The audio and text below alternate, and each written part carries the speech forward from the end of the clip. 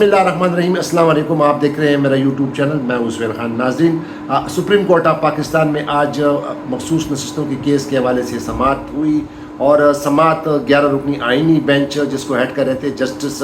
हाजी अमीनुद्दीन खान साहब ने आज इस केस की समाअत की। आपको बताता चलूँ नए देखने वाले नाजरीन को कि 12 जुलाई को सुप्रीम कोर्ट ऑफ पाकिस्तान के अक्सरियती 13 रुकनी बेंच ने, जिसमें से 8 जज साहिबान ने अक्सरियती फ़ैसला दिया था और तारीख़ी फ़ैसला था। वो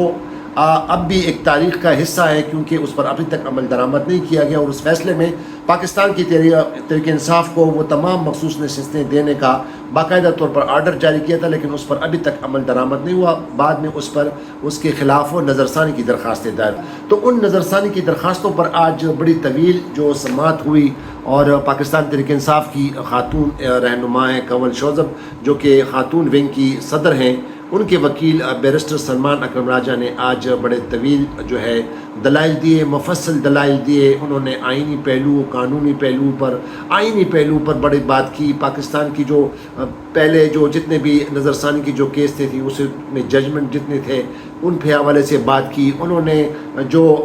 मुकम्मल इंसाफ आइन के आर्टिकल 187 की बात की। उन्होंने मफाद आमा के केस के हवाले की बात की, आइन के आर्टिकल 184 पर बात की। और उन्होंने ये भी कहा कि जितने भी इलेक्शन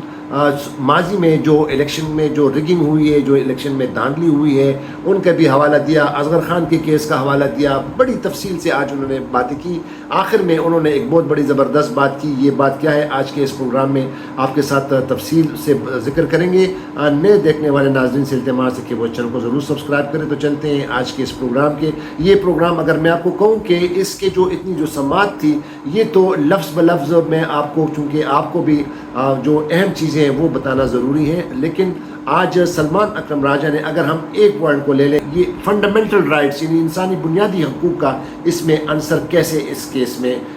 मौजूद है और किस तरह इंसानी हकूक़ और जो बुनियादी हकूक़ हैं इंसानों के जो आइन में दर्ज हैं, लोगों के, अवाम के, किस तरह उनकी वायलेशन की गई। तो उस पर आज सलमान अकरम राजा ने ये कहा कि ये बुनियादी हकूक़ का ये इसलिए मामला है कि एक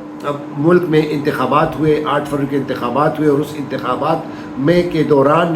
बावजूद इसके कि पाकिस्तान की एक बड़ी सियासी जमात पाकिस्तान तहरीक इंसाफ के साथ ज़्यादतियाँ की गई, उसको पहले 13 जनवरी को उनसे बल्ले का निशान छीना गया, उनके बहुत सारे कैंडिडेट्स को आज़ाद डिक्लेयर किया और इतनी ज़्यादतियाँ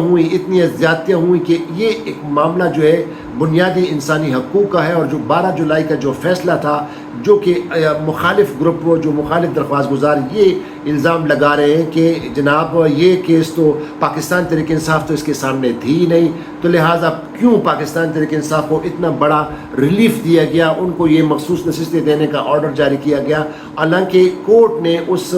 13 जुकनी बेंच जो था, उन्होंने ये फ़ैसला आइन के आर्टिकल 187 को यानी मुकम्मल इंसाफ फराहम करने के हवाले से ये फ़ैसला दिया था, क्योंकि अदालत ने ये करार दिया था कि चूँकि ये जो पाकिस्तान तहरीक इंसाफ उनके सामने नहीं थी, लेकिन पाकिस्तान तहरीक इंसाफ डायरेक्टली इसका ताल्लुक इसलिए बनता है कि एक तो 13 जनवरी को इनसे जो है बल्ले का निशान छीना गया, उसके फिर उनके कैंडिडेट को आज़ाद डिक्लेयर किया गया। लिहाजा ये जो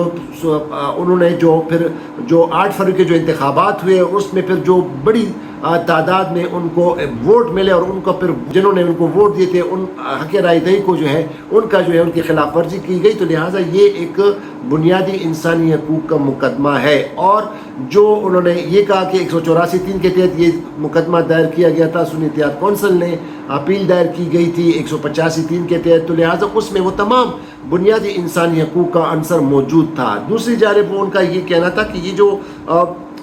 रिव्यू, ये जो नज़रसानी का स्कोप जो है ये बड़ा लिमिटेड होता है और ये आपको उन चीज़ों की निशानदेही करनी होती है। अगर एक फ़ैसला दिया जाता है तो उस पर उसके ख़िलाफ़ अगर नज़रसानी की दरख्वास्त आती है तो उसको फिर आपको ये साबित करना होगा कि आखिर फ़ैसले में ऐसी क्या चीज़ें गलत है। अब जो दरख्वास्त गुजार है यानी election commission of Pakistan, Pakistan Muslim league नून नवाज़ और पाकिस्तान पीपल्स पार्टी, उनका बुनियादी जो नुक्ता है, ये जो नज़रसानी की दरख्वास्तें दायर की हैं कि उन्होंने एक पॉइंट ये किया कि पाकिस्तान तहरीक इंसाफ तो सुप्रीम कोर्ट के सामने थी ही नहीं, तो फिर ये उनको ये नशिस्तें क्यों दी गई, हालांकि ये तो सुन्नी इत्तेहाद सामने थी। तो मैंने जो पहले आपको बताया कि जिस तरह کورٹ نے کہا تھا کہ چونکہ پاکستان تحریک انصاف کے ساتھ الیکشن سے پہلے اور الیکشن کے بعد جتنی زیادتیاں ہوئیں، لہٰذا ان کے بنا پر انہوں نے مکمل انصاف فراہم کرتے ہوئے آئین کا آرٹیکل 187 استعمال کرتے ہوئے ان کو یہ مخصوص نشستیں دینے کا آرڈر جاری کیا تھا۔ اور اس پر سلمان اکرم راجہ نے یہ بھی کہا کہ ماضی میں بھی الیکشن کمیشن آف پاکستان نے اور حکومت نے الیکشن کو سیبوٹاج کرنے کے لیے کوششیں کی گئی۔ اس سلسلے میں انہوں نے اصغر خان کے کیس کا حوالہ دیا۔ آپ کو یاد ہوگا کہ جب 1990 کے انتخابات میں جب پاکستان پیپلز پارٹی کو الیکشن کو بے نظیر بھٹو کو حکومت کو گرانے کے حوالے سے ایک جو بنی تھی IGI بنی تھی، اور پھر انہوں نے ایک سیل بنا تھا جو اس کو پیسے دیے گئے کہ کس طرح بے نظیر کی حکومت کو اس کو جو ہے گرایا جائے، تو اس پر انہوں نے کہا کہ اصغر خان کیس میں چونکہ سابق جو army chief of the army staff تھے مرزا جنرل اسلم بیگ، وہ عدالت میں موجود تھے اور دوسری طرف اصغر خان بھی تھے، اور انہوں نے باقاعدہ طور پر عدالت کے سامنے اقرارنامہ جمع کرایا تھا، ایفیڈیوٹ جمع کرایا تھا، جس میں یہ کہا گیا تھا کہ ہاں اس میں ہم نے الیکشن میں دھاندلی کی تھی اور الیکشن میں ہم نے انفلوئنس کرنے کی کوشش کی تھی۔ تو یہ تمام وہ ساری چیزیں ہیں جو سلمان اکرم راجہ، اگر میں آپ کو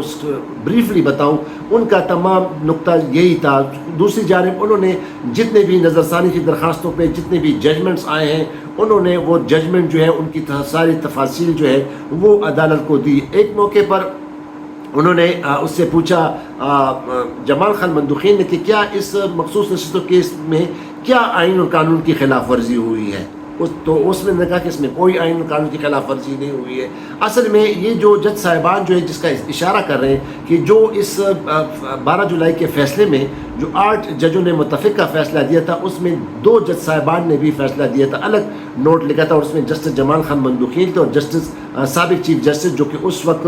قاضی فائزی صاحب اس بینچ کو ہیڈ کر رہے تھے رکنی بینچ کو، انہوں نے بھی یہ تسلیم کیا تھا کہ پاکستان تحریک انصاف کے 39 ممبران جو ہیں وہ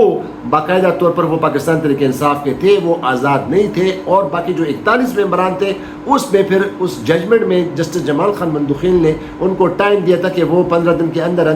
الیکشن کمیشن کے سامنے اپنے ایفیڈیوٹ اور سرٹیفکیٹ PTI کے وہ سرٹیفکیٹ جمع کرا دے۔ تو اس پہ پھر یہ بھی اعتراض اس نظر ثانی کی درخواستوں میں اٹھایا جا رہا ہے کہ یہ تو آئین اور قانون میں تو 3 دن کا لکھا ہے، تو یہ 15 دن کیسے دیے گئے؟ تو یہ آئین کی خلاف ورزی ہے۔ وہ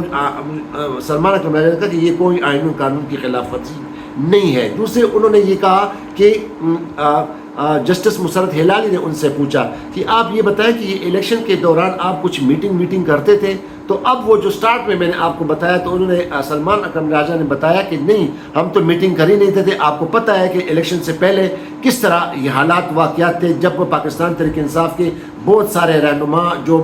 جو الیکشن لڑ رہے تھے وہ چھپ کر الیکشن لڑ رہے تھے، کیونکہ ایک طرف تو ان کے بلے کا نشان چھینا گیا تھا، اور دوسری جانب کچھ لوگ جو ہے پاکستان تحریک انصاف کو پے در پے اور جوک در جوک اس کو چھوڑ رہے تھے، کچھ لوگ انڈر گراؤنڈ چلے گئے تھے، کچھ جیلوں میں تھے۔ تو سلمان اکرم راجہ نے کہا کہ اس وقت تو ایک آگ اور دریا کا جو ایک سما تھا، اور کس طرح اس آگ اور دریا میں انہوں نے یہ الیکشن لڑا، اور اس پر انہوں نے کہا کہ ایک ڈائری جو ہے انہوں نے لکھی ہے اور جلدی وہ شائع کریں گے۔ تو اس پر انہوں نے جسٹس جو مسرت ہلالی ہے ان کو یہ جواب دیا کہ وہ تو آگ اور دریا کا سما تھا، اور کس حالات میں ہم نے الیکشن لڑا، اور جلدی وہ ڈائری جو ہے وہ شائع کریں گے۔ یعنی مطلب یہ کہ وہ پاکستان تحریک انصاف کے جتنے بھی کینڈیڈیٹس تھے، جب وہ الیکشن کمیشن میں کاغذات نامزدگی جمع کراتے تھے تو راستے میں ان پر اٹیک ہوتا تھا، ان کے گھروں پہ اٹیک ہوتا تھا، ان سے کاغذات نامزدگیاں جو ہیں ان کے وہ جو فائلیں وہ چھینی جاتی تھی۔ یعنی جن حالات میں یہ تمام جو الیکشن ہوئے وہ تمام کا احاطہ وہ عدالت کو یہ بتا رہے ہیں مختلف چیزوں پہ۔ آج انہوں نے باقاعدہ نوٹس بنائے تھے، اور نوٹس بھی کئی سیٹس انہوں نے بنائے تھے۔ ایک تو نوٹس انہوں نے یہ ایک سیٹ بنایا ہوا تھا جس میں یہ تمام ان ججمنٹ کی تفاصیل انہوں نے دی تھی کہ جو نظر ثانی کی درخواستیں جب آتی ہیں اس میں کورٹ کے کس طرح ججمنٹ آئے ہیں۔ دوسری انہوں نے جو فنڈامنٹل رائٹس کے حوالے سے انہوں نے ایک باقاعدہ نوٹ بنا کر بھیجا ہے، وہ بھی بینچ کے سامنے رکھ دیا۔ اس طرح پھر انہوں نے جو دوسری جو تفاصیل ہے وہ ساری وہ دے دی تاکہ بینچ جو ہے وہ اس پر ایک